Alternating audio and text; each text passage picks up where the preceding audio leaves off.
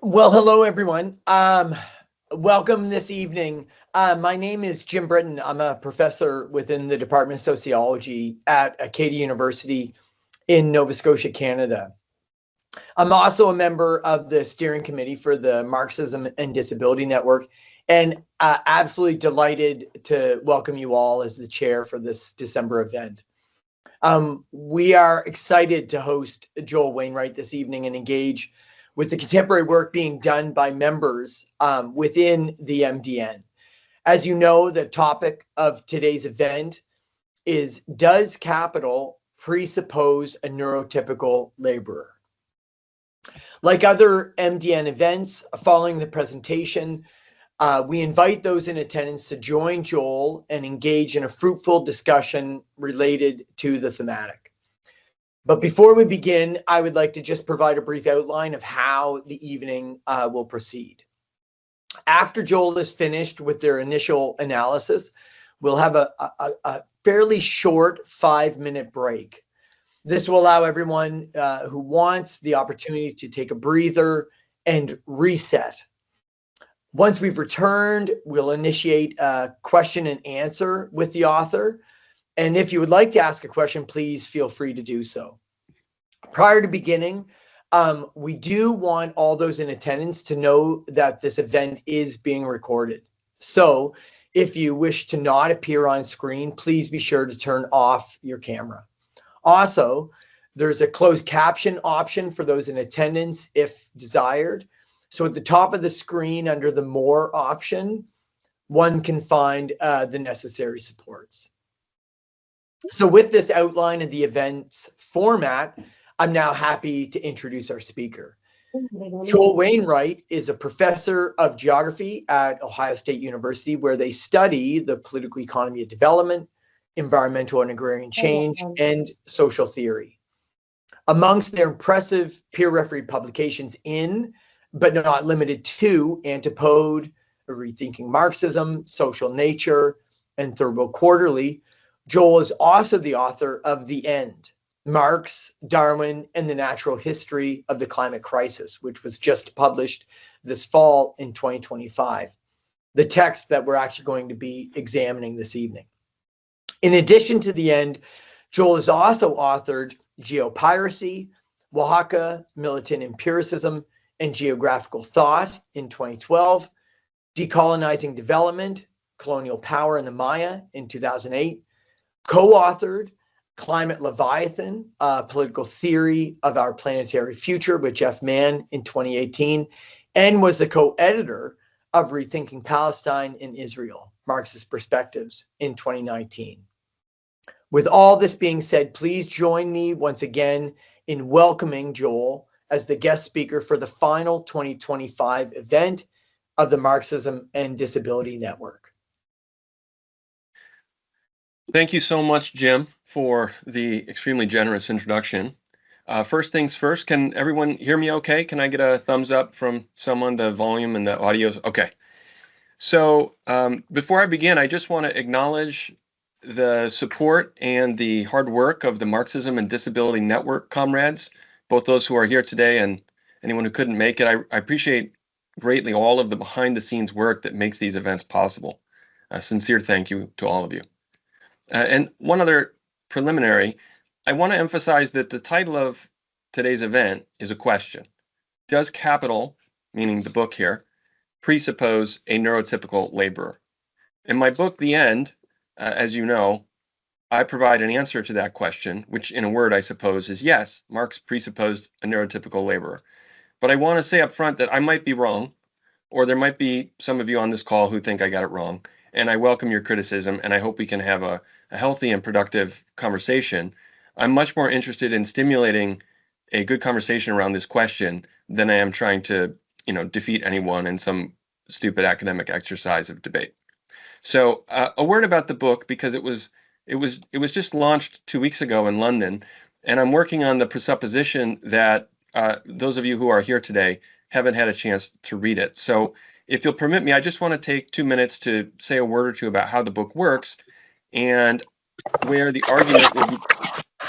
argument we'll be discussing today fits into the broader architecture of the book. So the end has 3 parts. Part 1 focuses on the relationship between Karl Marx and Charles Darwin. Chapter 1 looks at the thought of Karl Marx on the philosophy of history, the relations between humans and nature, and the question of labor and practice and so on in the 1840s, at the time when he was writing principally the Paris manuscripts, but also in the German ideology. So obviously here he's deeply influenced by Hegel, so that chapter is partly about Marx's critique of Hegel. In chapter 2, I take up the question of Darwin, what Darwin really accomplished, which is a question that, of course, I think we all have an intuitive sense that Darwin achieved a great deal and invented something like a theory of evolution based on natural selection. In that chapter, I try and present my interpretation of what Darwin actually achieved, which crucially was, above all, to destroy the possibility of something like teleology in history, natural history in particular. And in chapter 3, I argue that Marx was keenly aware of this achievement of Darwin's, and it immediately resonated with him in late 1860 when he read Darwin, and it deeply influenced how Marx went on to write the book called Capital in the 1860s, which, as you know, was first published in 1867. The edition that I quote in the book is from 1872, the second German edition, which is the one that my friend Carl Reiter, excuse me, that was a slip. Paul Reiter recently translated for us, and Paul was very kind to help me on a number of points in the book, so I want to thank him here.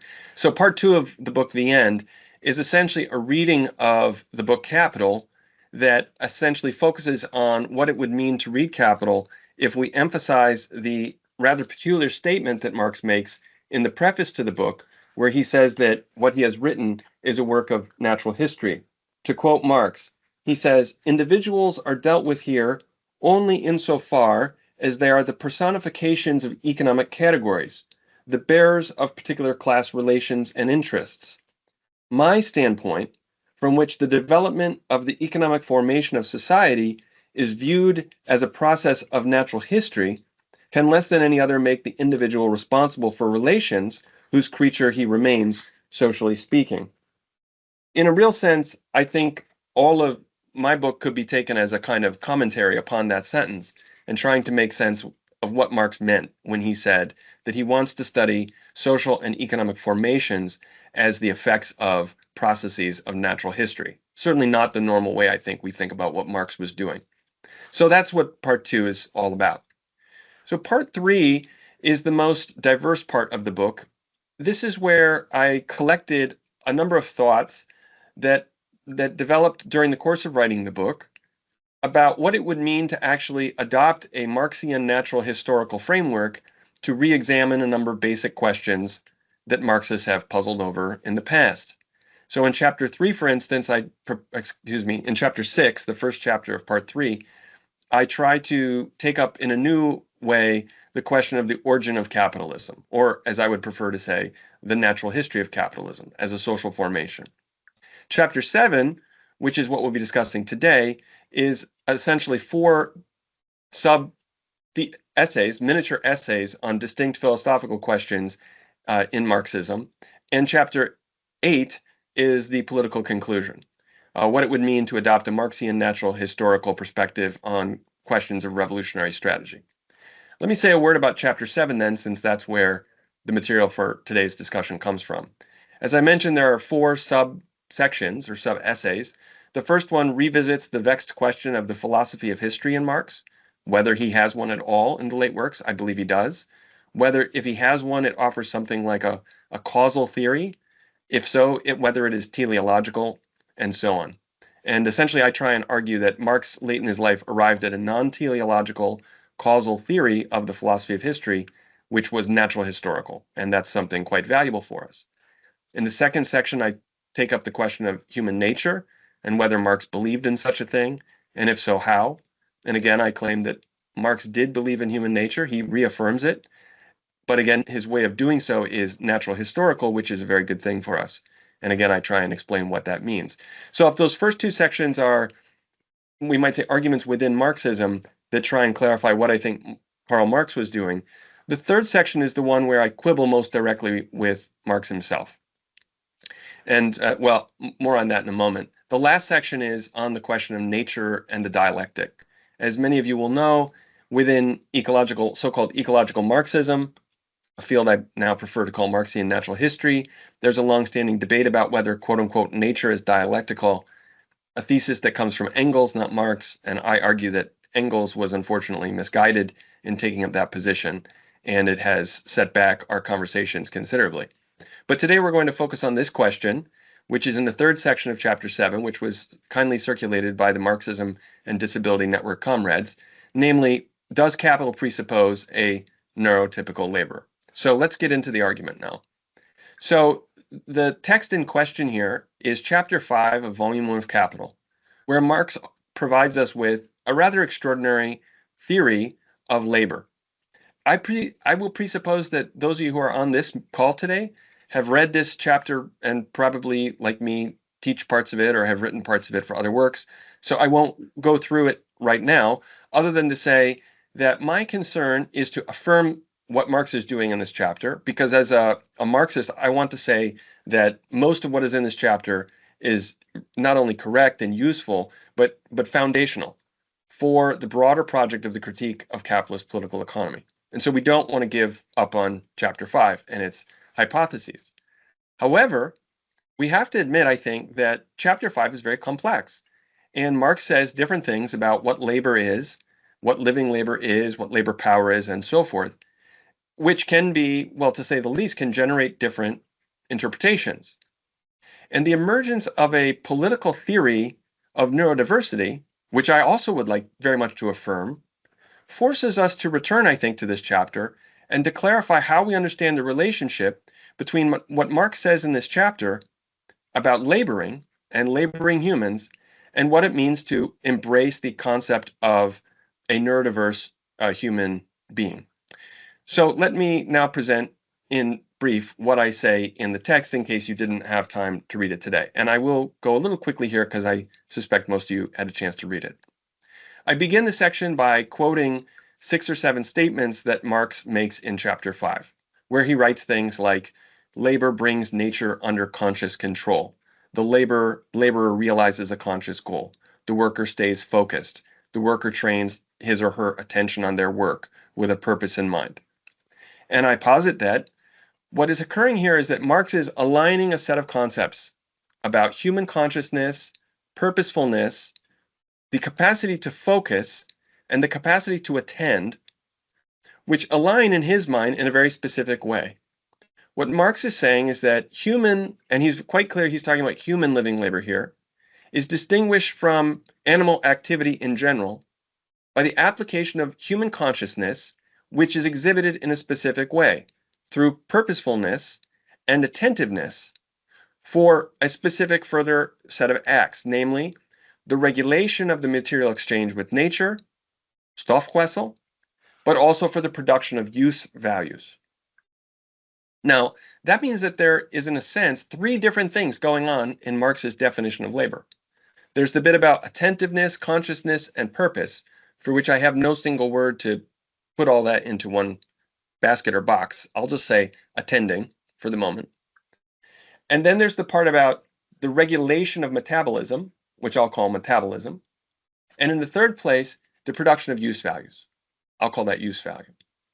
Now, to say the least, the relationship between attending, metabolism, and use value deserves to be thoughtfully probed today. And where I'm going to end up with this argument is that Marx didn't really need to be so restrictive in his definition of labor when he was writing about attending. It was sufficient for him to keep the emphasis on use value and its relationship to metabolism. And relaxing his assumption about the attending worker will be helpful for us who wish to affirm the neurodiverse human being. So to continue, I want to do a brief aside, which is also an opportunity to acknowledge my friend and teacher who I've learned a great deal from, Ryuji Sasaki, who's based in Tokyo. Sasaki wrote a very thoughtful introduction to the thought of Karl Marx a few years ago, which I read while I was working on the book, in which he makes this statement, which I think provides a very useful encapsulation for what Marx is saying in chapter 5. And you'll see that I have provided italics around consciously, instinctively, and regulation and consciousness. So I bring this to you in part to emphasize that I'm not imputing, I think, these things to Marx, that other readers of Marx, who are indeed even more professional in their Marxist scholarship than I am, because I certainly would say that Sasaki is superior in this regard, they find similar words and phrases and use those same words and phrases when they distill the theory of chapter 5 into its nutshell. So I have no quarrel with Sasaki, but rather with what lies behind it, namely with Marx's text. So we come now to my claim, which I'll read because I haven't read this in a little while, I have to confess, so I have to say this to myself again. Okay, when people are at work, this is me objecting to Marx. When people are at work, they are often inattentive. This does not necessarily translate into bad work. Moreover, we now know that the presupposition of attentiveness, made in capital, is complicated by the considerable diversity of ways of being attentive and the wide range of cognitive experiences of the human being. Consider ADHD. Do those with ADHD who struggle to attend to their immediate task lack the ability to labor as humans? This is another way, I suppose, of formulating the question which I have brought to us today. So I'd like to circle that footnote 48 for a moment. You'll note in the book that I cite there Robert Chapman's excellent book, Empire of Normality, and Jody Hare's Autism, also excellent. Autism is not a disease. I want to confess that at the time I wrote this manuscript, I hadn't read those books, partly because I wasn't working in this genre, but also because I didn't have access to them. I was writing in Tokyo. It was only after I finished the book manuscript and came home that I wanted to find out more about what was being written about these themes within Marxism. And incidentally, that's also how I discovered the Marxism and Disability Network. So we're coming full circle now. So having read those two books, I want to say, well, two things. On one hand, I genuinely appreciate both of these fine works, and I learned a great deal. And I think that Chapman's historicism, which I recognize has been criticized by some, I'm aware that there are some debates about it, including in this circle. Nonetheless, I think has provided us with a kind of foundational assessment. So even if we disagree with his historicism, it's nonetheless an extremely important book. Likewise, here's what I might characterize as politicization of neurodiversity. I read Autism is Not a Disease as a kind of manifesto for a politicized neurodiversity movement is extremely important for us, again, even if we don't agree with their particular strategy for politicization. So now a very small criticism. For my tastes as a Marxist political economist, I must say I was a little disappointed that there wasn't more references to the thought and text of Karl Marx in these books. Now, I'm not going to say that, everyone who writes anything on the left has to slavishly reproduce long footnotes on capital. That would be totally ridiculous. But what I do want to suggest for this community is that it seems to me, and I say this as someone who is not very thoroughly read in this literature, it seems to me that it would be useful if people were able to somehow, as individuals or as a collective, to write a book that took on more directly the task of confronting some aspects, crucial aspects of the oeuvre of Karl Marx with what we might call the challenge from neurodiversity and perhaps so-called disability more generally. Perhaps that's been done already. I'd be happy to be corrected on this. Maybe I'm not looking in the right places. So, okay, so setting those aside for the moment, where did my slide go? Here we are. I go on to argue, and I should say that, well, I'll read it first and then Marx's definition of human labor seems to me to presuppose a model case, the neurotypical attentive person conscious of what she is doing and why, which is, I think, exceptional and not the rule. In fact, I think this is an instance where Marx may have fallen for a bit of bourgeois propaganda. For it is capital's desire that labor should always be purposeful and attentive. Marx erred, therefore, in defining labor in such restrictive terms. Fortunately, we do not need to maintain them. We can make his definition less restrictive. So what I was going to say before I read that is that in a book of about 130-odd thousand words, that was the only paragraph that multiple external critics objected to after the first round of revisions. And in particular, that line about Marx falling for bourgeois propaganda I think really irritated some people. And I debated whether to keep it in and decided to because I suppose, I don't know, I like to pick a fight. But anyway, if I hit a nerve of anyone else, well, I'm sorry, and I'll listen to what I did wrong. So getting now towards the conclusion, I go on to argue that we don't really need Marx's critique of capital to have a conception of labor that is defined by attentive consciousness. I have argued that human labor should not be defined by consciousness and attentiveness. Fortunately, it's not necessary to maintain this definition and hold on to the best lessons of capital. To shift registers from an external to an immanent critique, then, let us bracket the question of whether his conception of labor and consciousness was too restrictive and consider whether it's even consistent with his own presuppositions in capital. And then I rehearse an argument which many of you have probably made before, which is to say that in various ways, the book Capital introduces a proto-psychoanalytical or proto-phenomenological conception of the human being. For instance, in the preface, where, as we've already seen, Marx brackets the nature of the individual. He doesn't start at all with like a rational, conscious individual, but with humans as personifications of economic categories. And then crucially in chapter 1, both in the section on the value theory and in the final section on the fetish, he emphasizes repeatedly the very unconscious character of the powers that shape our lives. And then furthermore, in chapter 5, he goes on to explain that we only become conscious of others when things break down. A passage that Frederick Jameson at least calls attention to in his wonderful book on Capital Volume 1, in which he says that here Marx anticipated the whole phenomenological conception of the other only appearing when things go wrong, as opposed to in a positive sense. I could go on, and I certainly am not going to try and weave all this into a proper theory of the human subject in Capital, but I simply want to emphasize that it's always struck me that it's difficult for me to understand how Capital could affirm these 3 points, among others, while also affirming the idea that every human being in the act of laboring is rational and conscious of the class processes and metabolism and so forth that are playing out in their action. We can't really have it both ways. Okay, so that's the end of my introduction, but I just want to conclude by thanking again the Marxism and Disability Network, not only for organizing today's event, but really for enabling the conditions that made this intervention possible in the first place. Thank you.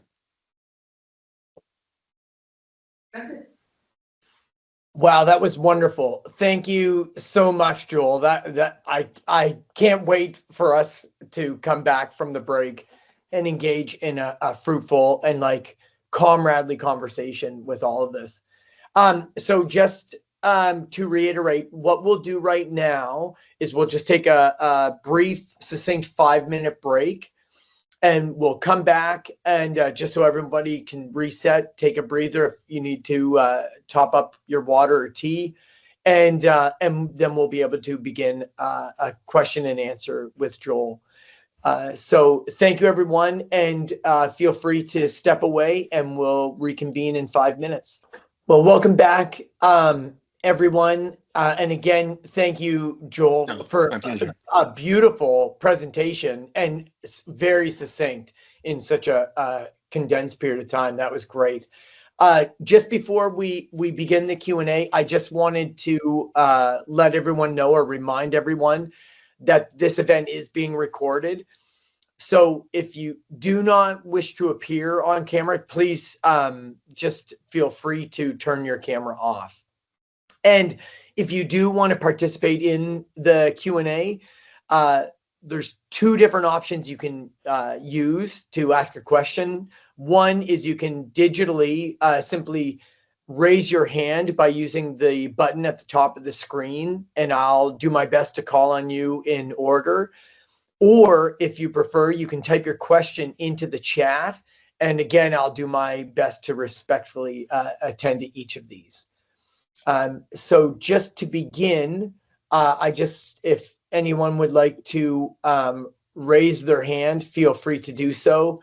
And if not, we can begin with the questions that are starting to populate the chat.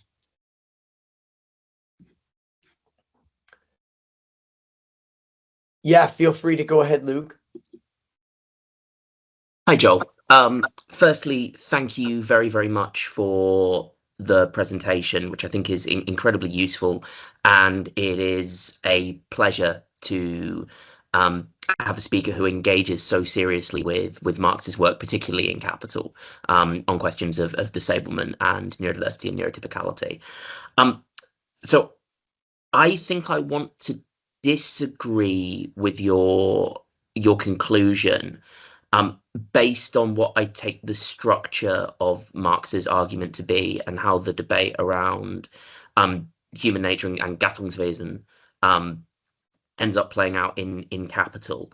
So in the chapter, in chapter 5 of volume 1, Marx is counterposing quite openly human labor and capitalist labor, right? So there are two things going on here. He's saying, what does it mean for human beings to engage with the world, to live out their species being, and then what does capital do with this thing? It strikes me that part of the distinction Marx is pushing for is actually around attentiveness or attention and care. So in human labor in general, there's this creative element to it, right? Where we can decide how we are going to attend to things, what our form of attention is going to be. Whereas in capitalist labor, we are told you can only do things this way. The labor process dictates the forms of attention and care that we can have towards each other and towards objects.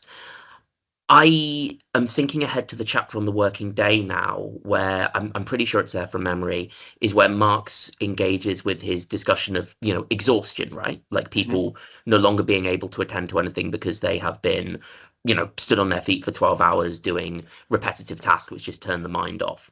And I see the discussion in chapter 5 as foreshadowing the fact that capital makes us less attentive by forcing our attention into particular avenues.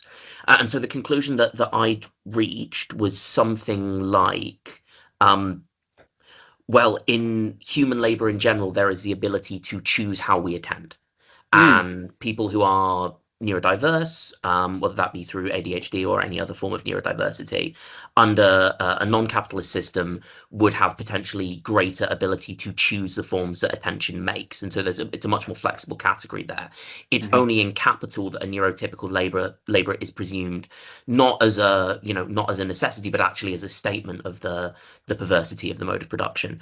I wonder also, Jim, there was a question in the chat that's related to mine. Would you mind terribly if I revoice that for the comrade who asked it?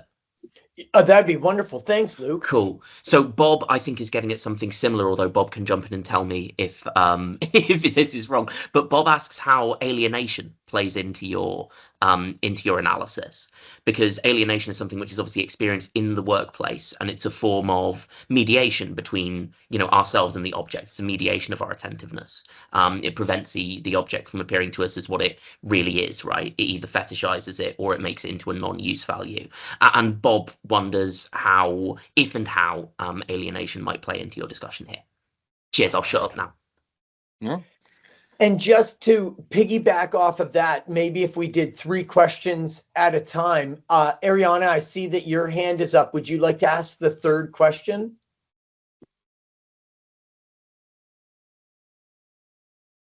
Yes, sorry, I'm struggling with my Teams.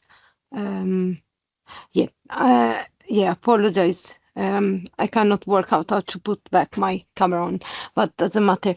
Yeah, so thanks so much, Joel, for this amazing presentation, and also for your work that in a way really paves the way for that and endeavor of trying to go back to Marx, but from a perspective that centers neurodiversity and the politics of neurodiversity, disability, and so on and so forth. So thank you so much for that and for your presentation and book. So I think my question is, I have many, but I think one that I had reading the book and especially listening to your presentation now is, of course, your great point about, so I had the note, Marx's presupposition about a neurotypical laborer, and you say, I had in your presentation as well, that this really cannot be sustained under capitalism as a social form aimed towards accumulation and expanding in that direction. So I think my question is, how would you then, so if, as you've been suggesting, a political theory of neurodiversity in relation to this suggests that we need to affirm, I think you said at a certain point, a neurodiverse human laborer or human. So what would those be the consequences for really thinking, rethinking maybe Marx's work itself, and you provide several points. Just to pick one in this chapter, class struggle has been fundamental to how capitalism evolves. So I was wondering, so what does it mean if the presupposition of neurotypical labor needs to be deconstructed? So what does that mean for how we may want to rethink both the laborer and class struggle? And so that's my question, and maybe very tiny. Because you mentioned Chapman. So for Chapman, the fact that we are on a spectrum whereby the neurotypical and the neurodiverse are very much connected, and capitalism exploits us regardless of where we are located on the spectrum. So I was wondering what you make of that point, and whether your reading offers a way out of that double bind, the neuronormative double bind, as Chapman calls it, whereby wherever we are on that spectrum, capitalism can exploit us unless we find a way of really doing away with capitalism itself. So my question is how your insight into this untenable presupposition of the neurotypical laborer, what does it mean for how we think our place under capitalism as this expansionary social form driven by the need for accumulation? Thanks so much again. Okay, my turn, Jim, or do you want to take one more? Well, those are three fairly loaded questions. Yeah, I was going to say, I apologize, Matt, but okay, good. If you don't mind, and Matt, you'll be first in the queue. Okay, Matt's up next. Great. I have a general response to all three questions, which I'll make first, which is to say, great questions. Thank you very much. And unfortunately, my most sincere and honest answer is, I'm glad that we're having this conversation, because I think these are very important questions and I do not have all the answers. So this is, I think, why we do this work, so that as a collective, we can clarify for ourselves how we need to think through these puzzles. Okay, having said that now, here are some thoughts towards the process of discerning what might become stronger answers collectively to these great questions.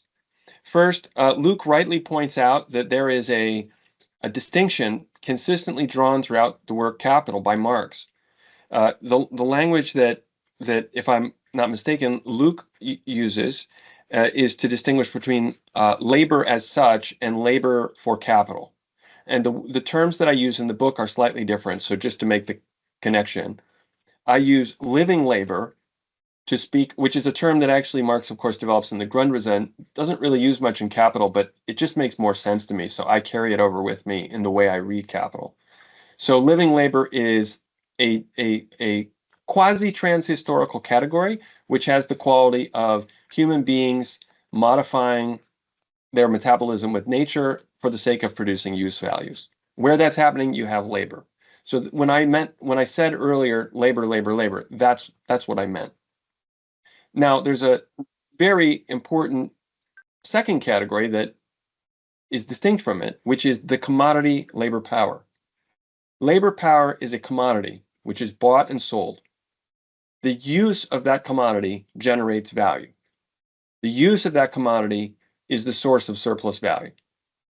Therefore, it's too fundamental for the analysis in the book called Capital, for the critique of capitalist political economy. But Marx is very cautious never to say living labor equals the commodity labor power. They are, of course, these two phenomena are ontologically inseparable in our bodies, which is a point worth just stopping and thinking about for a second, because it seems to me that is the ontological point from which our conversation hinges. Because if the embodied laborer who exhibits living labor in life also sells a commodity called labor power, then the unity of those two phenomena, living labor and the commodity labor power, is experienced always existentially in a body, biologically, I might say, but also phenomenologically. And therefore, the body is inseparable from both living labor and the commodity labor power. Hence, Luke rightly reminds us that later in the book, Marx will write about exhaustion, because we get exhausted. There are limits to what the body can do. Well, my question for all of you is there a section where Marx talks about the neurodiversity of the human being, because we're not just bodies, of course, in a way that is amenable to what we mean when we say neurodiverse people? And I'm skeptical. I think that's something we have to bring to Marx. And for some, I think, and perhaps this is the reason why some readers were a little angry with me for saying Marx fell for bourgeois propaganda, is that it sounds like what I'm saying is that, Marx should have figured out neurodiversity in the 1860s. How dumb of him not to.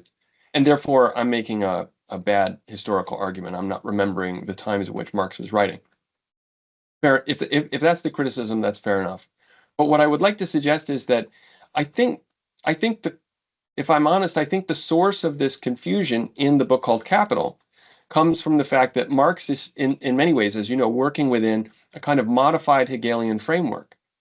And clearly his notion of labor as having something to do with the human being's conscious manipulation of objects and the realization of their goals in the reformation of the object is brought over into the book called Capital. And therefore, along with that comes this notion of will, attentiveness, consciousness, and goal-directedness, which I think is excessive for his argument.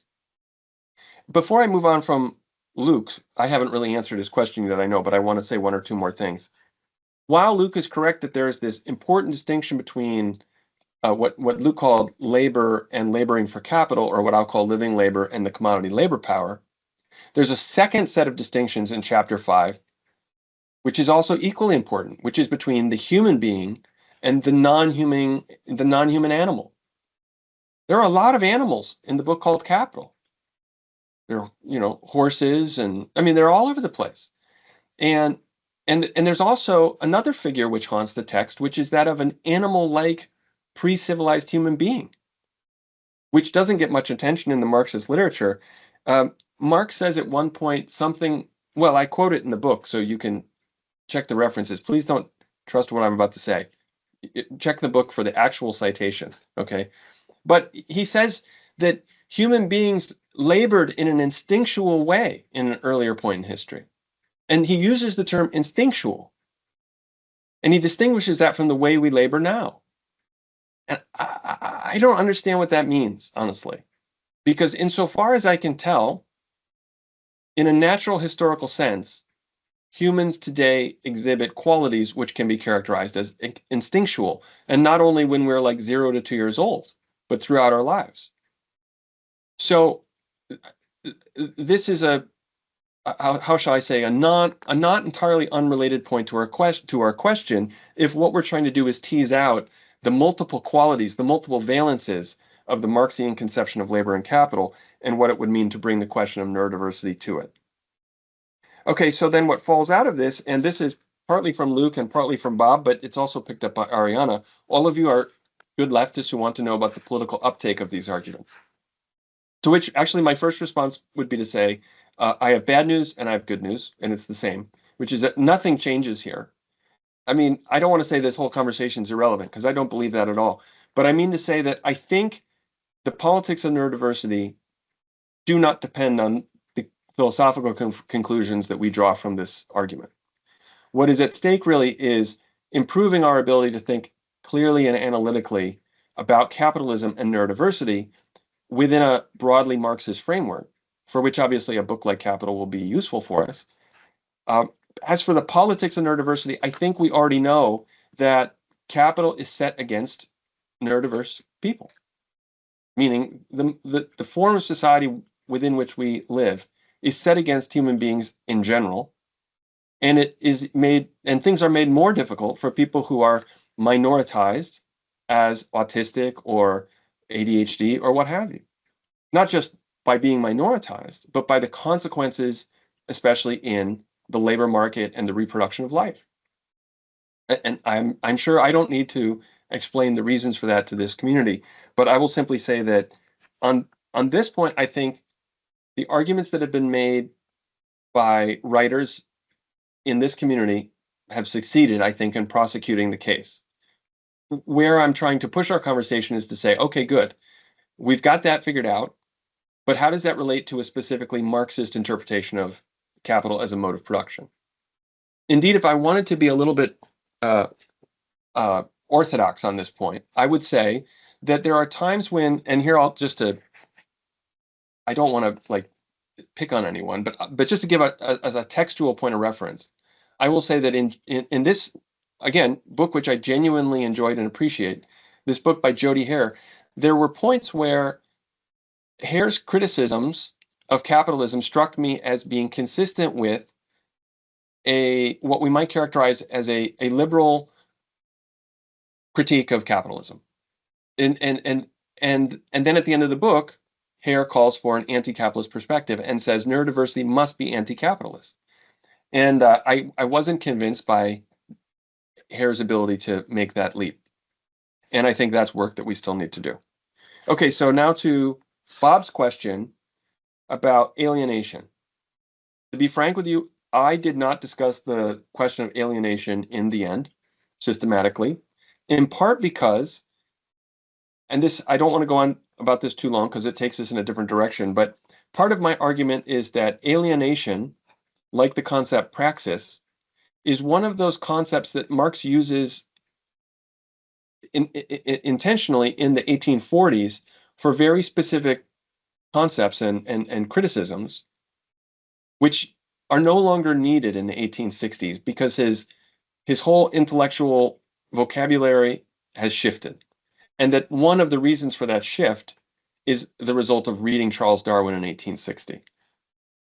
Now, of course, the word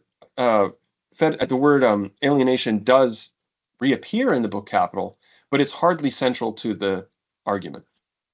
And I would argue that the critique of capitalist political economy and capital does not hinge on alienation per se.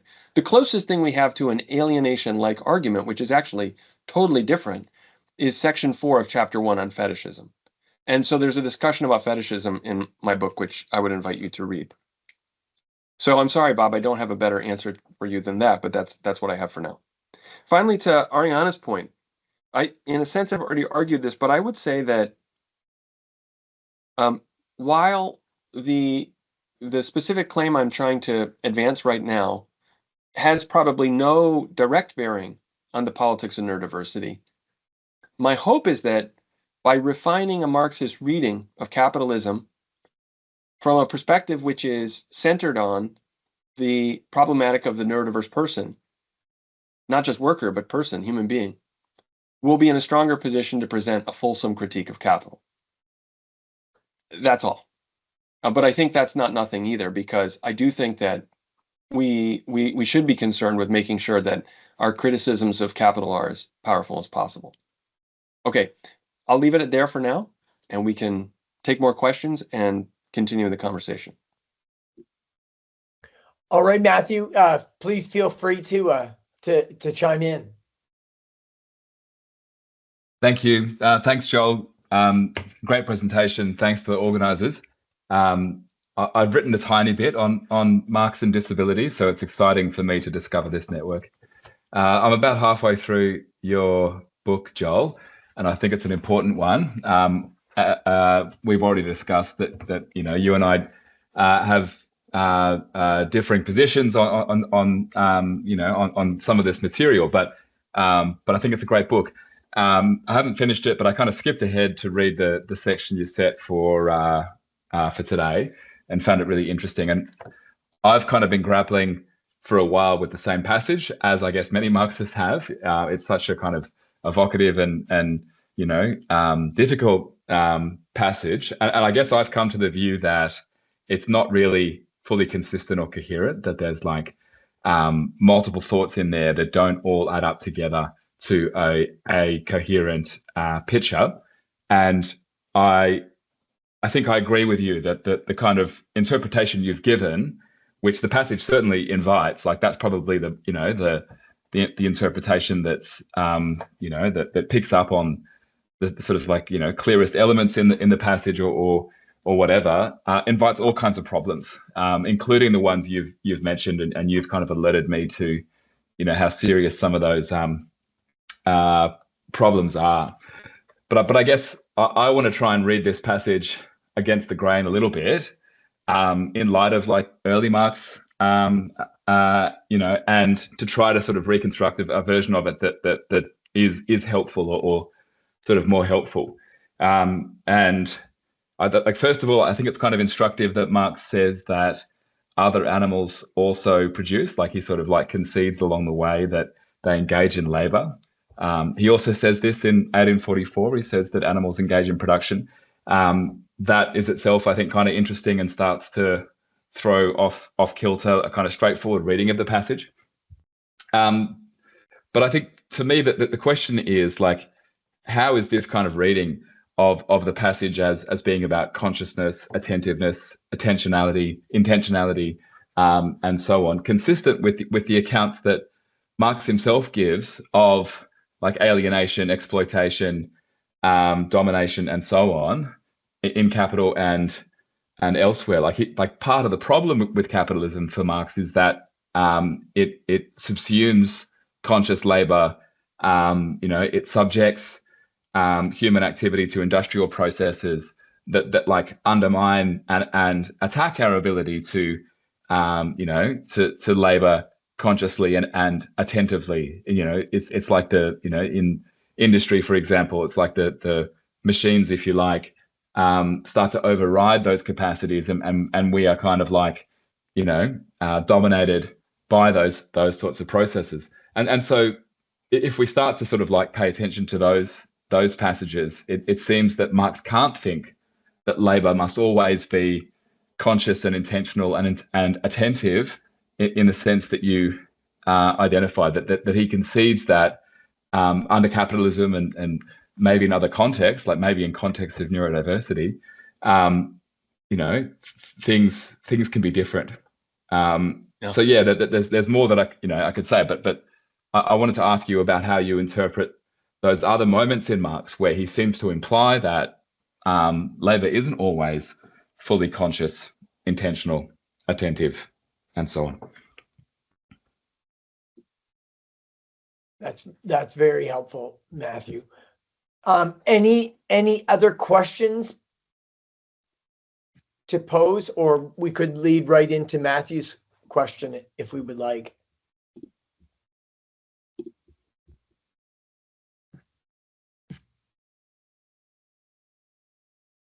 Why don't I try to? Oh, sorry. So I was just going to say, there's nothing new in the chat, Jim. Right, but I'll keep an eye on it. Great. Thank you. Yeah. So if you're open to that, Joel. Yes, of course. Certainly. First of all, thank you so much, Matthew, for your kind words about the book. It means a lot, really.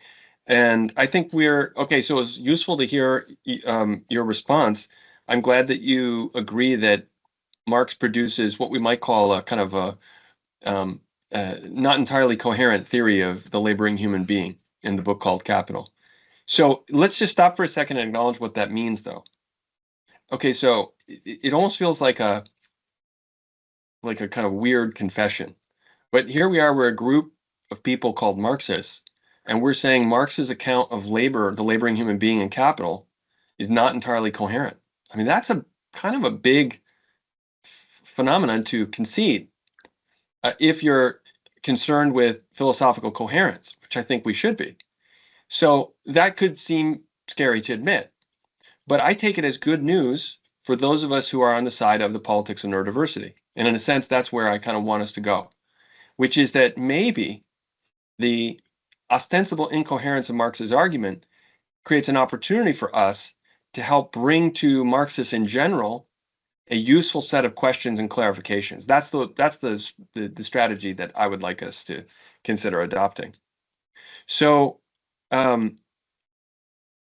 Matthew, I think that if I'm reading through your question correctly, I think where you're going is that you want to read Capital Against the Grain, and in particular with the earlier texts of Marx, and with a distinct interpretation of the philosophy of Hegel from the one I bring in the book, to kind of resolve this set of questions in a different way. And all I can say is I can't wait to read your book. So get on that. Thank you. What I want to propose as a thought to leave you with as you carry out that project is the following suggestion. It seems to me that if there's one through line through everything Marx ever wrote, it is that his quasi-methodology, it's not really a methodology, but his quasi-methodology is to relentlessly historicize. And it seems to me that that's something that becomes philosophically clear in his early writings, but becomes manifestly clear in his later writings. And therefore, part of what I'm trying to do in the way I'm formulating this problem in the book is to situate it within the broader project of Marxist natural historicism. So that's something to keep in mind. So now to your question. How do I interpret these other moments in the book Capital where Marx seems to come down on the side of the possibility that labor is not attentive, not conscious, worn out, or even, again, not even fully civilized? Well, that's the side I want to emphasize, I suppose, because I think that the way to make Marx's theory of humanity more coherent is to follow him down the path whereby he shows that there is something fundamentally contradictory about the human being in a capitalist society, and that there are qualities of being a human in a capitalist society which are so fundamentally contrary to oneself or what it means to be human that it becomes almost impossible to produce an entirely coherent account of oneself or of a human being in such a society. So what does that mean? Well, as I mentioned in Capital, there's this really striking passage where he says, we don't even become aware of Mr. A the cutter or Mr. B the, I forget what Mr. B does for a living, spinner, until things break down. And so he posits the phenomenological doctrine of the fundamental unawareness of the other of the human being, which is very, very interesting philosophically because, well, as you know, Matthew, I mean, from Kant to Hegel, the problem of the other is inseparable from the problem of consciousness. So when Marx posits our not being aware of the other as our fundamental mode of being in a capitalist society, this isn't a minor point. And crucially, it's not like he presents it in a way that suggests that, well, we just have to be more mindful of our neighbors or pay more attention to the people who make the things we eat or consume.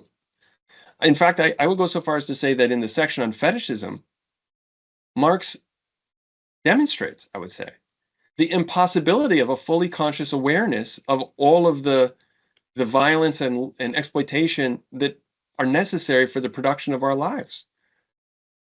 And therefore, he shows, what we have is not at all a full consciousness of our being what we truly are, but rather systematic unconsciousness.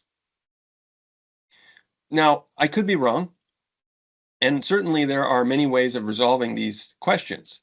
But to give a very short answer to your question, Matt, then, I just want to say that I think there's a lot more for us as Marxists to be gained in understanding our world by, so to speak, turning the volume up on the Marx that emphasizes unconsciousness, contradiction, paradox, and crucially also the parallax gap between us, the I and the other, than the one that would want to resolve everything on the basis of categories like attentiveness and consciousness. Just one other note that I want to add here is on the question of animals and labor. This is a different conversation again, but ultimately inseparable insofar as they are twinned together in the chapter on labor, is that Marx says unambiguously in the chapter that humans are unique because we alone consciously plan the results of our labor, which again underscores the idea that what is distinctive about human labor is the attentiveness and the plan, which again then creates problems, I think, for anyone who wants to affirm from a neurodiverse perspective that not everyone thinks about temporality in the same way, which is, I think, one way of summarizing one of the radical perspectives on neurodiversity. In other words, that neurodiversity isn't just a kind of like a medical fact, but rather an ontological quality of being in time in a way that is not, what shall we say, neurotypical. But even those categories don't really work for me because then that presupposes a certain typicality that I don't know if it really exists. I hope that makes sense. All this is to say that, back to the animal for a second, my way of resolving this puzzle, as you may know, Matthew, because you've read part of the book, is just to grant that yes, of course, animals are involved in production and produce. But the book called Capital is not really about production. It's actually about value. And value is a circuit that involves production and consumption. And while many animals, maybe even all of them, I don't know, but while many animals can be said to produce, what is distinctive, indeed unique, about humans laboring in a capitalist type of society is that through our consumption, we complete a circuit of value. And therefore, we can say that, in a sense, what is really unique about humans as proletarian consumers isn't realized until we get to the consumption side of the value relation. In other words, it's with money, ultimately, that we see the difference between humans and animals. So actually, then, I think that Marx erred by including his example of bees, if you follow me. He should have said something like, of course bees make honey, but they don't buy and sell it. And that's all he needed to say. Okay, and speaking of all he needed to say, I stop. Thanks, Joe.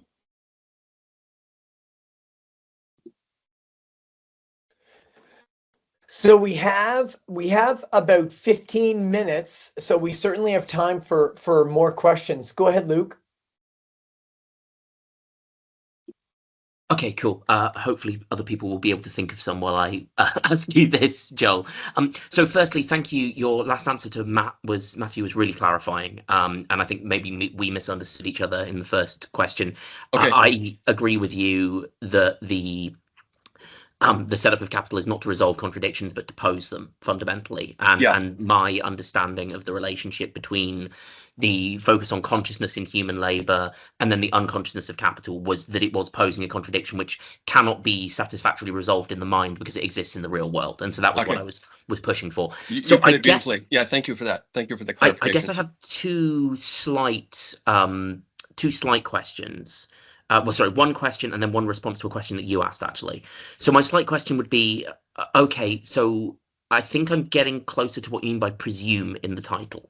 So you would argue, we would both agree, I think, that, did Marx presume a neurotypical labor is historically just a matter of truth and fact, right? Because Marx was living in a time before we had a word like neurodiversity and so on and so forth. And he was also just quite a bigoted, grumpy old man, right? And we can't get too far away from that. And whatever, like he's allowed to be, I don't care, he's not my neighbor. Right. But it seems like there's something that you're pushing at with presume, which is a little stronger, and it relates to, does the argument presume this, and what does it mean for the argument? Yeah. And to me, it's not entirely clear whether you are saying, well, the argument does presume a neurotypical labor, and so there's an addition we need to make to Marx's text. Or whether you're saying, yes, the argument presumes a neurotypical laborer, and therefore Marx's argument is in some sense contradicted by what we now come to know. And it seems that a number of your statements could be taken kind of either way. So either Marx left out quite a lot of stuff, so we need to bring in and synthesize the neurodiversity debate with Marx's text, or alternatively, the neurodiversity text got right something that Marx fundamentally got wrong. We need to go back and revise the argument in Capital. You used excessive, which implies the former view, but there are times in your responses to Matt and others which sounded like you're going for the latter. So that's my question: which version of that kind of this presumes something and it's a problem gets us there? My second thing is just a response. You said, is there a section in Marx's writing where he talks in such a way as we can find I can't remember your exact words, but something like a statement valorizing neurodiverse forms of work. Now, as you just pointed out, that would be difficult because neurotypical doesn't exist and neurodiverse is defined as the negative of neurotypical, right? So we're never going to find Marx sitting down and saying, all of these forms of thinking are wonderful, let me list them.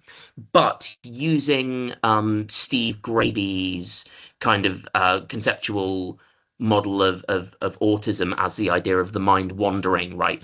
Like there is always attentiveness, there is always care, but the object changes and the way in which you engage with it changes. I think we can, and Steve actually raised this to me, that the section in the German ideology, often quoted as Marx's most idealist one, where I am a farmer in the morning, right. A poet in the afternoon. While I'm cooking my tea, I'm God knows what, planning how to build a bridge or something.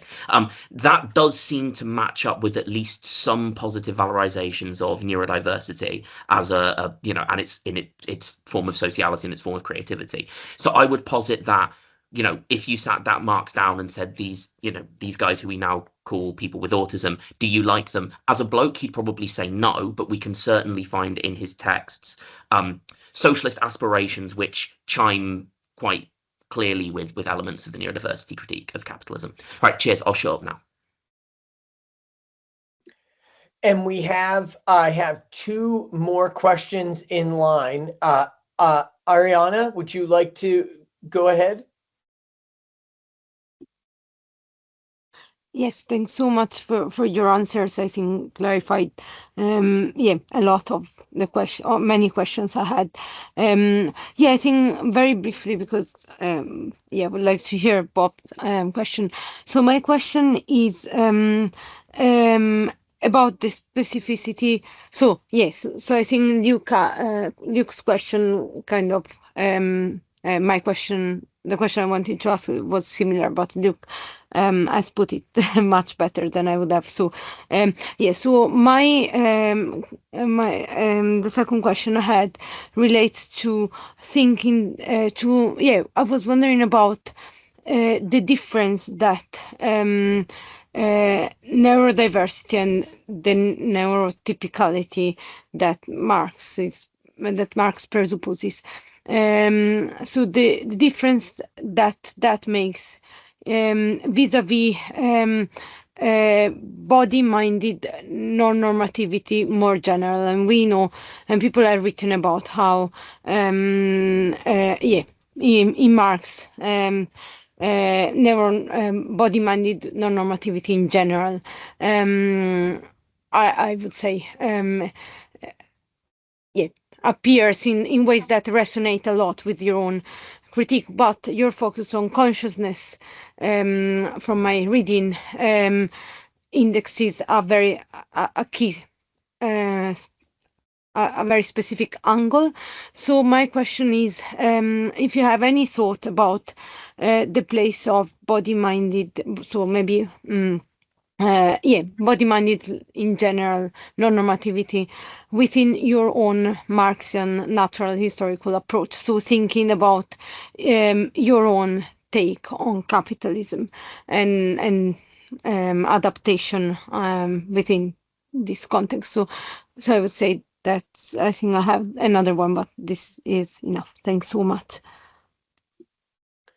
And then to round out this block of questions, Bob, feel free to go ahead.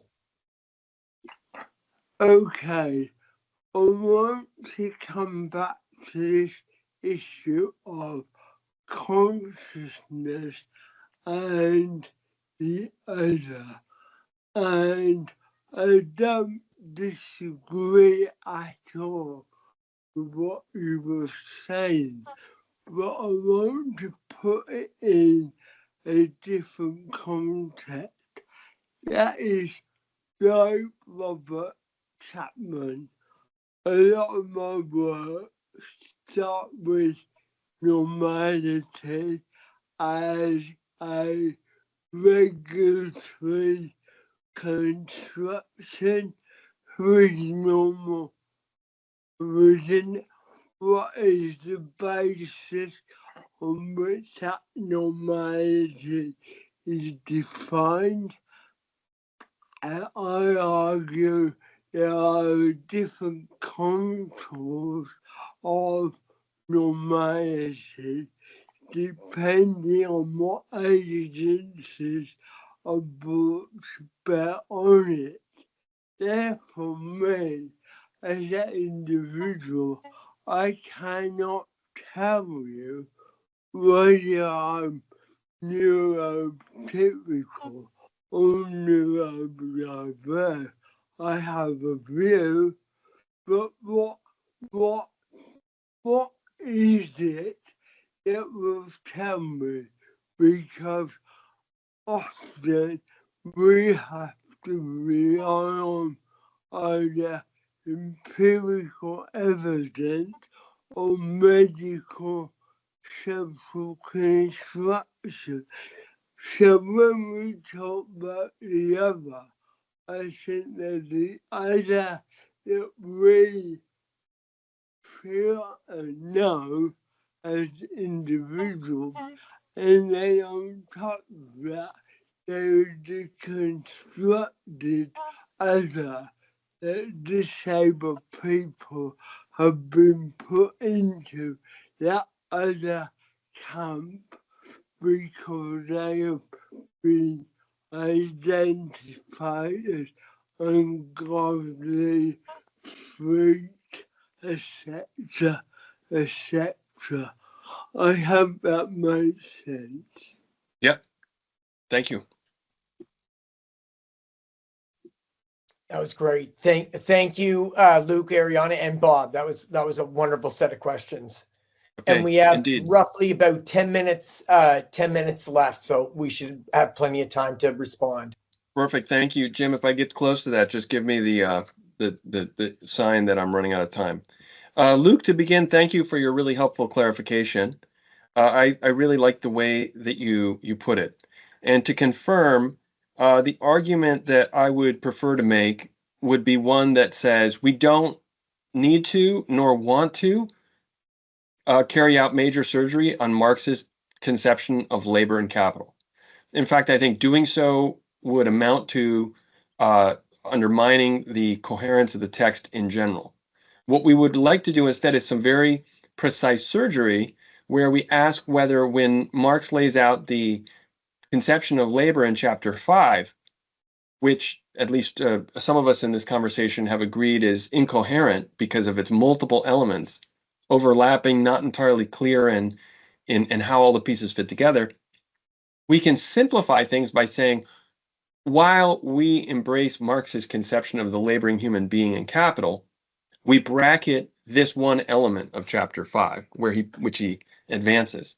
And to simplify, at the outset today, when I said that there are three fundamental elements of his definition of labor: attentiveness and consciousness, metabolism, that's the material exchange between humans and nature, and use value production. My claim is that all Marx needed and all we need are the latter two, which means we can bracket the question of attentiveness, which means a completely inattentive laborer or a laborer who is less attentive than their boss wants them to be, or a laborer who is tired and needs a cup of coffee. All of those laboring human beings are producing value, and what they're doing counts as labor. And then we don't have to get into a confusion about whether neurodiverse people qualify, if I could put it that way, by the definition that's offered in chapter 5 as laboring human beings. To me, we would never want to engage in that conversation. And the best way to avoid it is to say, well, look, that part of the definition was never really necessary for Marx. That would be my argument. Okay, I have to confess I haven't read Steve Graby's book on autism, but it sounds very interesting, and I like where you go with it, Luke. And what I want to note here is that the passage from the German ideology, which you mentioned, which I like a great deal, is one of the few places where Marx is clarifying what a society after capitalism should look like in terms of moral value. And I like the idea that communism is, in that sense, sympathetic to the desires of diverse human beings, including neurodiverse human beings, from the outset. Certainly, it's not only neurodiverse people who would want to be able to be poets and gardeners and many other things on the same day. That should be something that all human beings aspire to. Which brings us to Ariana's question.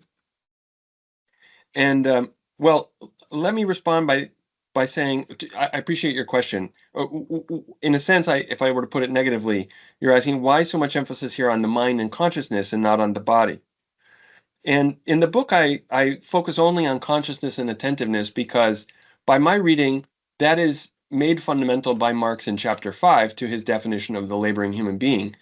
And notably, the body is not, in the sense that, he doesn't say that what makes human labor different from the bees is that we have 2 arms and 2 legs or something like that, which we might object to because, I might say, well, my uncle lost his arm and therefore, he was still a laboring human being. So Marx was wrong.